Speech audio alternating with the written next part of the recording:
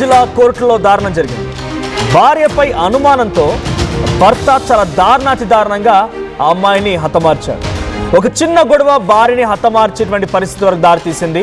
పైపెచ్చు ఆ భార్య గర్భిణీ స్త్రీ, 4 నెలల గర్భిణి, ప్రేమించి పెళ్లి చేసుకొని చాలా చక్కగా ఆనందంగా జీవితాన్ని గడుపుతామని చెప్పి ఆశించినటువంటి ఆ మహిళకి భర్తే కాలయముడవుతాడని ఎప్పుడు కూడా భావించలేదు.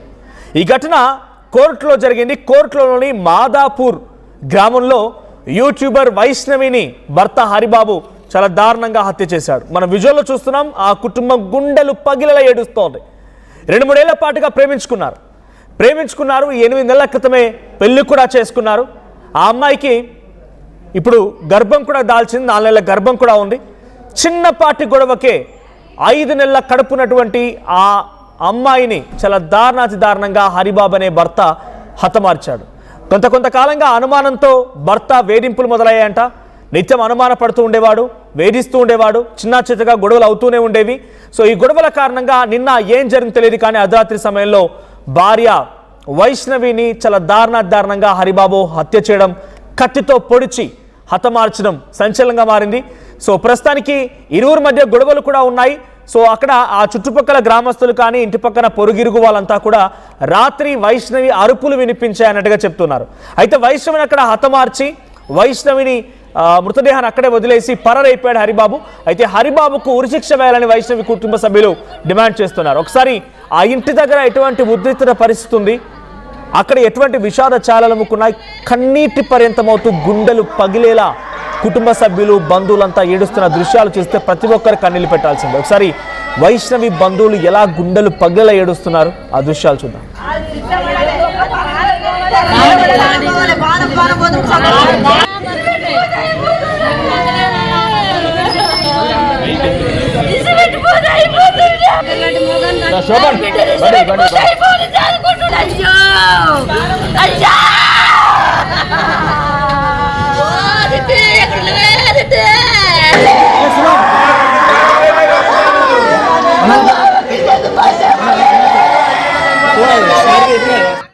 అది వారింగ్ ఇచ్చి ఫోన్ చేసిందంట. ఫోన్ చేసి 3 రోజులని గ్యారెంటీ పోతుందని వారింగ్ ఇచ్చిందంట. అడిపోతే కదా ఎందుకు అమ్ముతా, నేను అయితే అడిపోతలేను కదా అని ధైర్యంతో మేము అట్లనే ఉన్నాం. మా అందరికి చెప్తే కూడా మేము పట్టించుకోలేదు. ఏదో కోపం మీద అంటుండొచ్చు అని అనుకున్నాం. గ్యారెంటీ 3 రోజులకు నేను వచ్చి తెల్లర వరకు అతను 2 బావలు అత్త పోవడు వాళ్ళే 4 ఇంట్లో వచ్చి మొత్తం ఘోరంగా అంటే ఎక్కడ పట్టి అక్కడ పొడి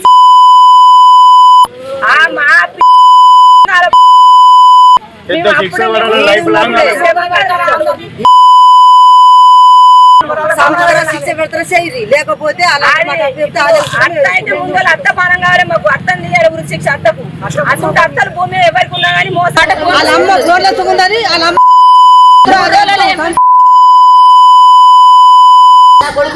శిక్ష ఇంట్లో గొడవ ఏమైందో మనకు తెలియదు. తెల్లారులే చూస్తారికి ఆల్రెడీ భర్త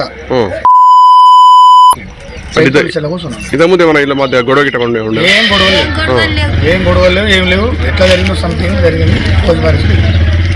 ప్రెగ్నెంట్ అమ్మాయి ప్రెగ్నెంట్.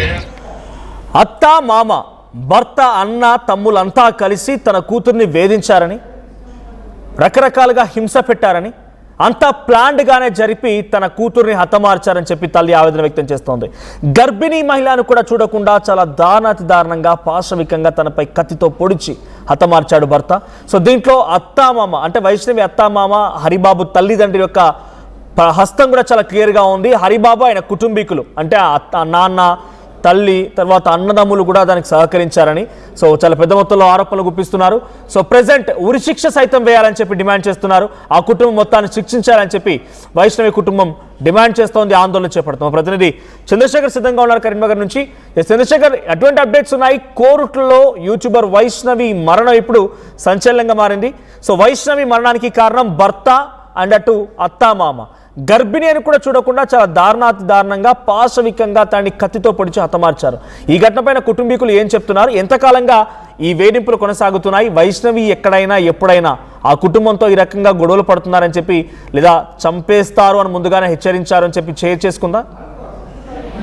మనోజ్, జగిత్యాల జిల్లా కొరుట్లకు చెందినటువంటి మాదాపూర్ ప్రాంతానికి సంబంధించి, అలాగే అల్లమయ్య గుట్ట అంటే కొరుట్ల ప్రాంతానికి చెందినటువంటి ఇద్దరు బంధువులు ముందుగా దాదాపు 3 సంవత్సరాల నుంచి వీరు ప్రేమించుకున్నారు, ఒకరినొకరు ఇష్టపడ్డారు, పెళ్లి చేసుకోవాలనుకున్నారు. అయితే పెద్దలు ముందుగా ఒప్పుకోలేదు. ఆ తర్వాత వాళ్ళని కన్విన్స్ చేసి మమ్మల్ని ఆశీర్వదించండి అంటూ ముందుకొచ్చారు. 8 మాసాల క్రితం వీరు వివాహ బంధంతో ఒక్కటయ్యారు. కట్ చేస్తే 4 మాసాల గర్భవతిగా ఉన్నటువంటి వైష్ణవికి ఇటీవల కాలంలో తరచూ వేధింపులు భర్త కుటుంబ సభ్యుల నుంచి అధికమవుతున్నాయి. దీనిలో భాగంగానే తరచూ ఆవేదన వ్యక్తం చేసేది. ఈ మధ్య దాదాపు 15 రోజుల నుంచి కొంత ఇమడలేకపోతున్నాను అనేటువంటి ఆందోళనతోనే ఆమె కనబడ్డట్టు సంబంధిత కుటుంబ సభ్యులు చెప్తున్నటువంటి పరిస్థితి. మొత్తం మీద గత రాత్రి తీవ్ర స్థాయికి చేరింది. వీరి భార్యాభర్తల మధ్య జరిగినటువంటి గొడవలు తారాస్థాయికి చేరిన తర్వాత కిరాతకంగా, అత్యంత పాశవికంగా దాడి చేసి కత్తితో పొడిచి హతమార్చినటువంటి ఘటన కలకలం రేపుతుంది. దీనిలో ఉదయమే భార్య వైష్ణవి మృతి చెందినటువంటి ఘటన సంబంధించినటువంటి సమాచారం అందుకున్నటువంటి స్థానికులు, వైష్ణవి బంధువులు, వాళ్ళ సోదరుడు, తల్లి, ఇతర బంధువులందరూ చేరుకొని కన్నీరు మున్నీరుగా విలపిస్తున్నటువంటి పరిస్థితి. సమాచారం అందుకున్నటువంటి వెంటనే పోలీసులు రంగంలోకి దిగారు. దీంతో కఠినంగా శిక్షించాలి, ఇంత కళ్ళబొల్లి మాటలు చెప్పారు, ఈ మధ్య కాలంలో ముభావంగా ఉంటున్నాడు ఈ హరిబాబు, దీంతో మాకు అనుమానం వచ్చింది, ఏం జరుగుతుందో తెలియదు అనేటువంటి కోణంలో ఆవేదనతో వారు వెల్లడించడం జరుగుతుంది. ఇది మొత్తం మీద ఒక పక్కా ప్లాన్ గా దాదాపు 10 రోజుల నుంచి ప్లాన్ చేసి మర్డర్ చేసినట్టుగా వారు అనుమానిస్తున్నారు. దీనిలో భాగంగా ఖచ్చితంగా వారిని అప్పగించాలి, నిందితుని మాకు అప్పగించండి అని చెప్పి కొంతమంది డిమాండ్ చేస్తున్నారు. మరికొంతమంది ఉరి శిక్ష వేయాలి, కఠినంగా శిక్షించాలి అని చెప్పి డిమాండ్ చేస్తున్నటువంటి పరిస్థితి. మొత్తం మీద ఒకరినొకరు ఇష్టపడి కలకాలం కలిసి ఉంటాం, కాపురం చేద్దాం అనుకున్నటువంటి ఇద్దరు ఈ జంట కాస్త గొడవలకి తీవ్ర స్థాయికి చేరడంతో అత్యంత పాశవికంగా దాడి చేసి హతమార్చినటువంటి విషయాన్ని జీర్ణించుకోలేకపోతున్నారు మనోజ్. రైట్.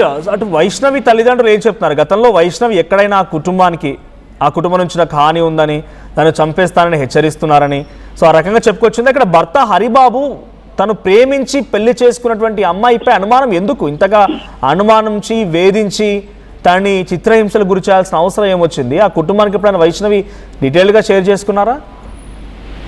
మీరు అన్నట్టుగా వైష్ణవి కాస్త చురుకుగా ఉంటుంది, చాలా యాక్టివ్ గా సొసైటీలో ఉంటుంది, సోషల్ గా మూవ్ అవుతుంది. దీనిలో భాగంగానే అనుమానం పెంచుకున్నటువంటి హరిబాబు ఈ మధ్య కాలంలో వేధిస్తున్నట్టుగా సమాచారం ఉంటుంది. అయితే తనని హతమారుస్తాడు, తనకు ప్రాణభయం ఉంది అనేటువంటి కోణంలో ఎక్కడ కూడా కుటుంబ సభ్యులకి చెప్పలేదు. చెప్పినట్టుగా వారు ఏమీ మాట్లాడట్లేదు, చెప్పట్లేదు.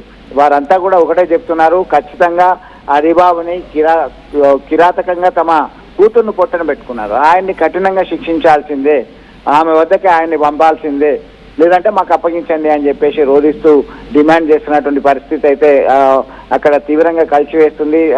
ఈమె మరణ వార్త విన్న తర్వాత ఆమె స్నేహితులు, బంధువులు అందరూ పెద్ద ఎత్తున ఆసుపత్రికి తరలి వచ్చారు. ఎక్కడున్నాడు హరిబాబు అని చెప్పి వెతికే ప్రయత్నం చేస్తున్నారు. అయితే ఇప్పటికే ఆయన పోలీసుల ఎదుట లొంగిపోయినట్టుగా సమాచారం ఉంటుంది మనోజ్. పోలీసులు ఇంకా దీన్ని నిర్ధారించలేదు. రైట్. అంటే హరిబాబు కుటుంబం ఉందా? హరిబాబు తన తల్లి తండ్రి వాళ్ళు దొరికారా? వాళ్ళు ఏం చెప్తున్నారు? అనుమానం ఎందుకు ఇంతగా ప్రేమించి పెళ్లి చేసుకున్న అమ్మాయిపై అనుమానం ఏంటి? ఒకటే, తనకి చాలా రోజుల పాటు మంచిగా ఉన్నాము, ప్రేమ వివాహం చేసుకున్నారు, అయినప్పటికీ ఈ మధ్య కాలంలో ఎందుకో మనస్పర్ధలు వచ్చాయి, వీరిద్దరి మధ్యలో భేదాభిప్రాయాలు వచ్చి తీవ్ర స్థాయికి గొడవలు కాస్త చేరుకున్నాయి. దీనిలో భాగంగానే పంచాయతీ పెట్టుకుందాం అనుకున్నారు. అంతలోనే ఇది జరిగింది అనేటువంటి కోణంలో ఇరుగు పొరుగు వారు చెప్తున్నటువంటి పరిస్థితి. వాళ్ళు ఎక్కడ హరిబాబు తల్లిదండ్రులు మాట్లాడేటువంటి పరిస్థితి లేదు, వారు ఎక్కడ అబ్స్కాండింగ్ లోనే ఉన్నట్టుగా మనకు సమాచారం అవుతుంది Manoj. Right. Thank you Chandrasekhar. So భార్యపై అనుమానంతో మనస్పర్ధల కారణంగా ఏం జరిగిందో తెలియదు, కానీ కొన్ని రోజులుగా భర్త హరిబాబు వేధిస్తూ ఉన్నాడు, చిత్రహింసలు గురి చేస్తున్నాడు, రకరకాల సూటిపోటు మాటలతో ఇబ్బంది పెడుతున్నాడు, ఇమడలేకపోతున్నాను నేను అని చెప్పి ఒక మనోవేదనకి అటు భార్య కూడా గురైనట్టు తెలుస్తోంది. అయితే పక్కా ప్లాన్ ప్రకారమే హరిబాబు గర్భిణి అయినటువంటి తన భార్య వైష్ణవిని కత్తితో పొడిచి హతమార్చి అక్కడి నుంచి పరారైపోయాడు. ప్రస్తుతానికి పోలీసు ఎదుట హరిబాబు లొంగిపోయినట్టు తెలుస్తోంది. కానీ ఒక అమ్మాయి ఒక గర్భిణీ స్త్రీని చాలా దారుణంగా కత్తితో పొడిచి పాశవికంగా హతమార్చిన ఘటన ఇప్పుడు తెలుగు రాష్ట్రాల్లో చర్చనీయాంశంగా మారింది. సో హరిబాబుని ఏకంగా ఉరిశిక్ష విధించాలని చెప్పి వైష్ణవి కుటుంబీకులు డిమాండ్ చేస్తున్నారు, ఆందోళన చేపడుతున్నారు. ఒకసారి మళ్ళీ వైష్ణవి కుటుంబం ఎటువంటి ఆవేదనకు గురవుతోంది, అక్కడ ఎటువంటి విషయాలు చాలా అలుముకున్నాయి, ఆ వీడియో చూద్దాం. మేము తెల్లారు లేచేసరికి ఏంటంటే మాకు అక్కడ సౌండ్లు బాగా నత్తున్నాయి. ఏమైంది చెప్పని మేము ఊరికి వచ్చేసరికి ఇట్లా మీ అని చెప్పని అన్నారు. మరి గట్లేదు కానీ చెప్పని చూస్తే మొత్తం డోర్ ఎత్తి లోపలికి పోతే ఏంటంటే ఉన్నది ఇక్కడనేమో ఇట్లా హోల్ లాగా పడ్డది, మొత్తం చేతికి ఇక్కడంత గాయం ఉంది. కానీ వాస్తవానికి ఏంటంటే వాళ్ళిద్దరి మధ్య అయితే మాకు ఎప్పుడు గొడవ లెక్క అయితే అనిపించలేదు. వాళ్ళు పెళ్లి ముందుగా ప్రేమించుకున్నారు, తర్వాత పెళ్లి చేసుకున్నారు. కానీ ఒకటి ఏంటంటే వాళ్ళ ఇంటి వాళ్ళకి ఇష్టం లేదు, ఏది మన పిల్లగాని ఇంటి నుండి వాళ్ళకైతే ఇష్టం లేదు. సరే లేకుండా మా పిల్లి వాళ్ళని చేసిరంటే సరే మేము చూసుకుంటాం అని చెప్పని ఈయనే ఉన్నారు. ఇక్కడనే మంచిగా ఉన్న అయిపోయింది. ఇక రాత్రి ఏదో చిన్న చిన్న సౌండ్ నచ్చినట్టు గొడవ లెక్క వినిపించిందట.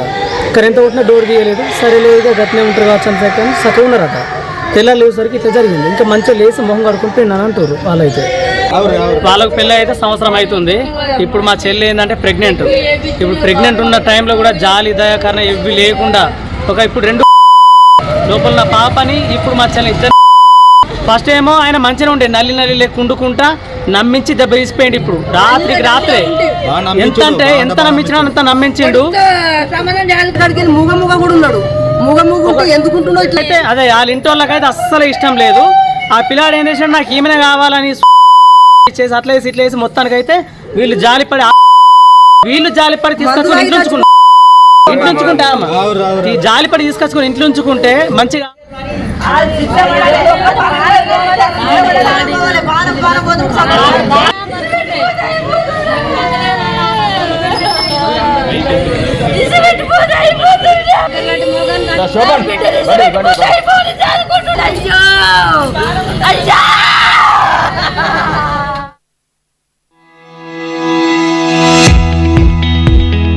చిన్న చిన్న ఆనందాలు 35 ఏళ్లుగా నా జీవితంలో లేవు. 35 ఏళ్లుగా నేను డైపర్లలో బ్రతికాను. 6 సెంటీమీటర్ల ఫిస్టులా నా మూత్రాశయంలో లీక్ కారణమైంది.